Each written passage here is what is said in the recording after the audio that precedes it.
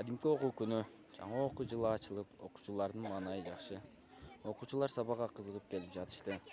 Күндөрдүн биринде ошол бактылуу окуучулардын арасында эки курбу кыз түшүнбөстүктүн айынан урушуп кетишти. Жакшылык киши отасың, сен каяктан билесиң мен анда отасың, ишим болот.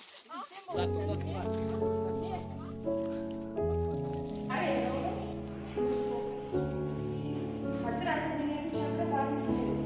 Жок, жеке, ата-энем чакырбаңыздарчы. Мен эмне болду мынчалык сөз чакырышыңыз керек да. Жок, жеке, чакырбай эле коюңуздарчы. Ата-энем мени түшүнбөйт. Мен азыр чоң энем колунда болчумун да. Чоң энем да